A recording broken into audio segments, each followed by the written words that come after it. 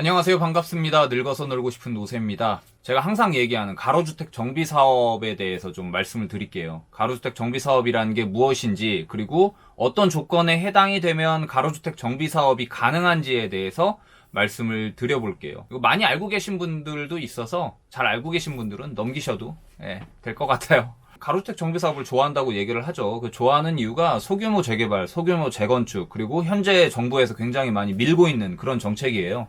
가로주택 정비 사업을 하게 되면 정부에서 뭐 저리로 1%대의 이자로 대출도 많이 해주고 있어서 좀 많이 장려하고 있는 그런 정책입니다. 이렇게 장려하고 있는 이유가 가로주택 정비 사업을 하게 되면 임대주택을 좀 많이 끼워 넣어서 하려고 하거든요. 정부 측에서는. 그래서 좀, 현재 정부가 임대주택을 많이 하려고 하잖아요. 정부 정책에 잘 맞는 가로주택 정비 사업이라고 생각을 합니다. 가로주택 정비 사업을 진행을 하려면 어떤 요건이 충족이 돼야 되는지에 대해서 말씀을 드릴게요. 일단 첫 번째는 10,000제곱미터 이하여야 돼요. 10,000제곱미터 이하라고 하면 약 3,300평? 계산을 해볼까? 3,000평 정도 이하여야 충족이 가능합니다. 그리고 오래된 건물, 노후화된 건물, 30년 이상 된 건물이 3분의 2 이상이어야 돼요. 그리고 세대수가 20세대 이상이어야 돼요. 그리고 4개의 면이 6m 도로에 접해 있어야 돼요. 6m 도로에 접해 있지 않다면 기존의 땅을 6m 도로를 신설을 해야 돼요. 근데 신설을 하게 되면 그만큼 사업성이 떨어지죠. 이 부분은 좀 나중에 말씀을 드릴게요. 그리고 4개의 면이 6m 도로에 접해 있지 않다면 뭐 공원이나 광장, 녹지, 하천 이런 거 접해 있어도 돼요. 이런 도로가 아니라 6m 도로가 아니라 광장, 녹지, 하천, 뭐 공원 이런 데 접해 있어도 가능해요. 그리고 80% 이상 동의를 얻을 시에 추진이 가능합니다. 공동주택일 경우에 20세대 이상이어야 되는데 단독주택일 경우에 10세대만 돼도 괜찮습니다. 근데 서울 시내에서만 1만 제곱미터 이하지 수도권 같은 경우에는 1만 제곱미터 이상 2만 제곱미터 이하도 가능합니다. 근데 1만 제곱미터 이상 2만 제곱미터 이하일 경우에는 도시계획심의위원회 승인이 필요한데 이거는 LH나 아니면 도시공사 해당 도시공사와 공동으로 주관을 하게 되면 승인이 떨어졌다고 보면 되는 거죠. 서울 같은 경우에 10,000제곱미터 이하를 진행을 할 때 층수가 제한이 있어요. 7층 이하로 지어야만 해요. 그래서 조금 사업성이 떨어질 수도 있는데 만약에 임대주택을 20% 충족을 하게 되면 15층까지 지을 수가 있어요. 그리고 임대주택을 20%까지 충족을 하게 되면 최대 용적률을 적용받을 수가 있어요. 최대 용적률이라는 건 용적률마다 최대 용적률이 정해져 있어요. 3종 주거지 같은 경우에는 300%, 준주거지 같은 경우에는 500%인데 용적률이 300%라고 하더라도 300%까지 지을 수가 없어요. 각 도시마다 조례를 정해놨는데 서울시 같은 경우에는 3종 주거지는 250%까지 용적률을 적용을 하게끔 조례로 정해놨어요. 그렇지만 서울시 3종 주거지에 임대주택을 20%를 맞추면 250%가 아닌 300%까지 최대 용적률을 적용받을 수가 있는 거죠. 그래서 제가 말씀을 드리는 게 준주거지가 사업성이 굉장히 높다고 얘기를 하는 게 최대 용적률이 500%예요. 근데 주거지만 짓게 될 경우에 250%인가 300%인가 정확하게 기억이 안 나는데 어쨌든 250%까지 용적률을 할 수가 있는데 임대주택을 20%만 맞추게 되면은 준주거지 최대 용적률인 500%까지 지을 수가 있다 보니까 가로주택 정비 사업을 하는 데 있어서 준주거지가 엄청난 뭐라고 해야 될까? 흙 속의 진주다? 사업성이 너무 좋다? 이렇게 볼 수가 있는 거죠. 그래서 준주거지역 내에 가로주택 정비 사업을 추진을 할 수가 있다면 굉장히 좋은 투자처라고 생각을 합니다. 서울일 경우에는 임대주택을 요건을 충족을 시키면 15층 이하까지 지을 수 있지만 수도권일 경우에는 층고 제한이 없어요. 그래서 수도권은 층고 제한이 없기 때문에 굉장히 아름다운 건축물을 지을 수가 있겠죠. 근데 당연히 층고가 높아질수록 건축 비용이 많이 들긴 할 것이고 어쨌든 그래서 저는 수도권 내 준주거 지역 내 가로주택 정비 사업을 추진할 수 있는 빌라라면 굉장히 좋은 투자처라고 생각을 합니다. 사업 추진 절차는 일반 재개발이나 재건축에 비해서 굉장히 간단해요. 일반 재개발, 재건축은 정비 기본 계획이 수립이 되고 그리고 고시 지정이 되어야 되고 추진위원회가 된 다음에 조합 설립이 되고 이렇게 진행이 되는데 가로주택 정비 사업은 그걸 그냥 다 무시해버리고 바로 조합 설립이 되고 그 다음부터 추진이 돼요. 그래서 정부에서 말하는 거는 뭐 3년에서 5년 내에 될 수가 있다고 하는데 빨리 진행되면은 5년 내에도 진행이 되는 것 같아요. 근데 반면에 재개발이나 재건축은 굉장히 오래 걸리죠, 시간이. 그래서 사업 진행이 빠르다 보니까 투자적인 메리트도 있다, 이렇게 좀 보고 있습니다. 어떤 데가 가로주택 정비 사업을 할 수 있을지, 그리고 어떤 데는 좀 안 좋은지, 이런 거를 예시를 보여드릴게요. 예를 드는 거예요, 이거는. 뭐, 그냥, 뭐, 투자라는 게 아니라, 예를 들어서 이렇다라는 거를 좀 보시면 돼요. 여기, 이거 보이죠? 이게 무슨 아파트인지 모르겠는데, 요렇게 지금 아파트가 보이잖아요. 요 아파트를 보면, 주변에 도로가 인접해 있지가 않아요. 그쵸? 도로가 인접해 있는 곳은 여기만 지금 도로가 인접해 있는 거잖아요. 그럼 이걸 가로주택 정비 사업을 하게 된다면 사업성이 많이 떨어질 수가 있죠. 왜냐면 이쪽에다가 6m 도로를 신설을 해야 되고 이쪽에다가 6m 도로를 신설을 해야 되니까 그만큼 건축을 할 수 있는 면적이 줄어들다 보니까 사업성이 떨어질 수가 있어요. 그래서 이거를 만약 가로주택 정비 사업을 진행을 한다면 이렇게 통으로 진행을 하는 것이 가장 좋겠죠. 그쵸? 뭐야 이거? 오, 좋네요. 여기 여기 좋네.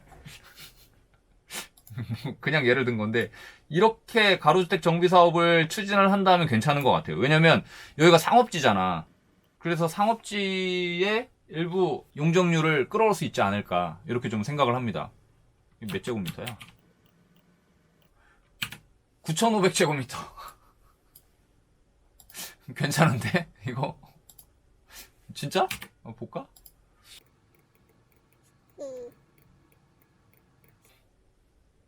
여기서부터 죽어진 거 보구나.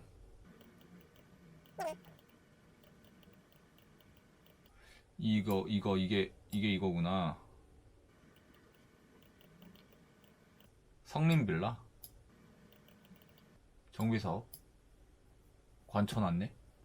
여기 여기 재개발하고 있구나. 재개발하고 있네. 인창 C구역. 아, 여기 롯데건설 들어오지. 맞다, 여기다. 어떻게 딱 골랐는데 거기네. 예, 그렇게 접근하시면 돼요. 아니면 여기 보시면 이런 아파트도 좀 애매하죠.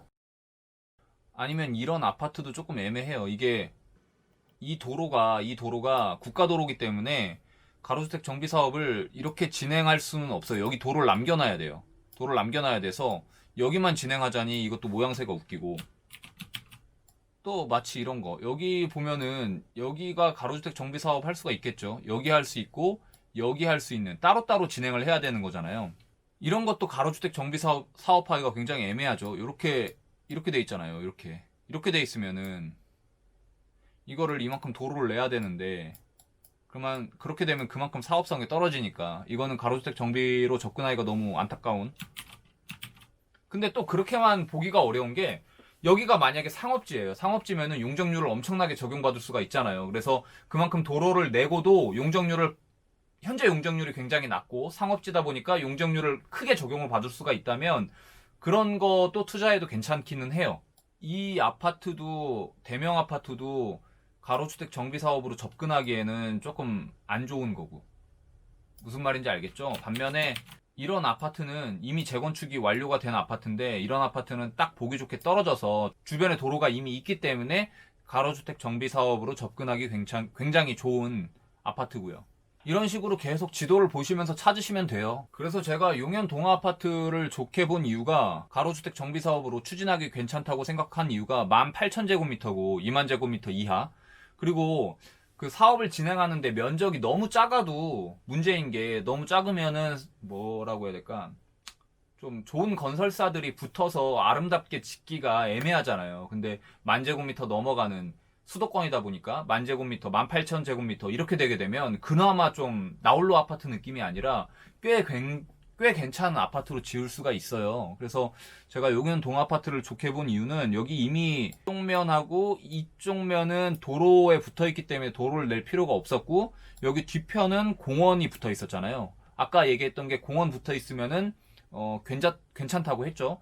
근데 여기가 도로에 안 붙어 있는데 여기야 그냥 6m로 도로를 내면 되고, 그리고 여기가 준주거지였어요. 준주거지다 보니까 용적률을 최대 500%까지 뽑아낼 수가 있으니까 저는 여기를 굉장히 좋게 봤어요. 그래서 투자를 한 거고. 이런 식으로 계속 지도 보시면서 가로주택 정비 사업을 진행할 수 있을 만한 데를 찾아서 적은 돈으로 투자를 해도 괜찮다고 봅니다. 그리고 요새는 공시지가 1억 이하에 대해서는 취득세를 8%, 12% 중과해서 내지 않아도 되니까 그 부분에 있어서도 메리트가 있다고 좀 생각을 하고요. 그러면 가로주택 정비 사업의 장단점에 대해서 좀 말씀을 드릴게요. 장점은 사업이 빠르죠. 사업이 빠르고 그 사람들의 시선을 덜 받아요.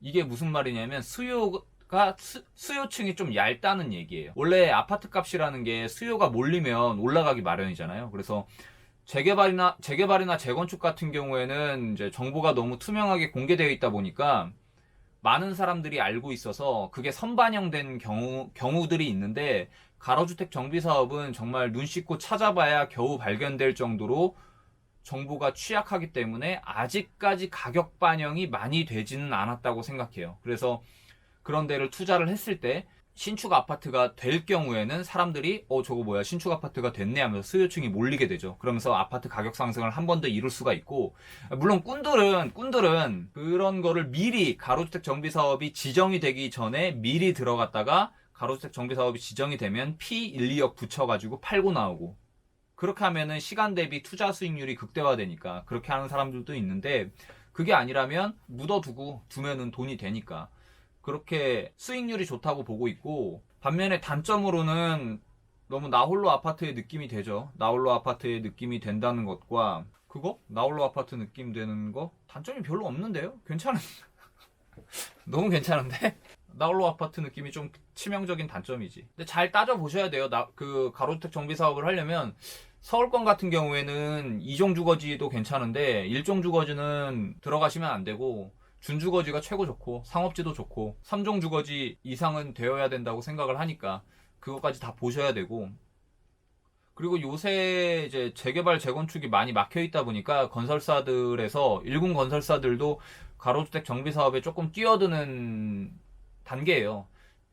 자이 같은 경우에도 자이 S&D라고 해서 자회사를 만들어서 소규모 재개발 재건축 그런 가로주택 정비 사업이 뛰어들게끔 만들었고, 호반건설도 좀 뛰어들고 있고요. 몇몇의 지역 같은 경우에는 가로주택 정비 사업을 엄청 장려하고 있어요. 인천이나 뭐 성남이나 아니면 구리 이쪽, 서울 쪽도 그렇고 많이 장려하고 있어서 잘만 찾는다면 투자 대비 수익률이 좋지 않을까 이렇게 생각을 합니다. 그리고 무엇보다 가로주택 정비 사업이 되는 빌라 같은 경우에는 공시지가가 1억 이하일 경우들이 많아가지고 틈새로 공략할 수 있다고 좀 생각을 해요. 아니, 가로주택 정비 사업이 추진이 되지도 않은 곳에 들어가는 게 투자로서 리스크가 있다고 하신다면, 이미 가로주택 정비 사업에 조합 결성된 데를 위주로 해서 들어가는 것도 괜찮을 거라고 봐요. 왜냐면 아직까지는 많이 안 알려져 있어서 수요층이 얇지만, 들어가서 완공까지 된다면, 실거주 목적으로 들어간다면 완공되면 무조건 이목이 집중되면서 아파트 값은 올라갈 거라고 보고 있거든요. 근데 들어갈 거면 되도록이면은 그 사업 면적이 큰 데를 위주로 들어가시는 게 좋죠. 여기 가로주택 정비사업 길라잡이 쪽 오시면 추진 현황 서울시에 대해서는 좀 많이 나와 있어요. 그래서 이런 거 보시고 조합 설립 인가 난 곳을 중점적으로 해서 실거주 목적으로 들어가셔도 어설픈 아파트를 사는 것보다는 이게 투자 수익률에 대해서는 좋다고 봅니다. 요것도 괜찮아. 좋네. 장유 15구요. 9,300제곱미터면. 야, 788제곱미터도 진행을 하고 있네. 여기 어디냐? 망원동 460-1. 여기야? 이걸 700제곱미터라고 이걸? 가람 아트비를 빼놓고만 진행을 하나 보네요. 와, 근데 이게 사업성에 나오나? 몇 종 주거지인데? 2종 주거지 아니야? 2종 주거지인데 이거를 도로 빼고 하면은 이렇게 더 하네요. 정말 작게 나올 텐데, 이러면 아파트가 아니라 거의 그냥 빌라 느낌으로 나올 것 같은데. 네, 그러면 이렇게 가로주택 정비 사업에 대해서 좀 마치고, 다음에는 가로주택 정비 사업이 될 수 있는 데를 좀 찾아서 올려드리도록 할게요.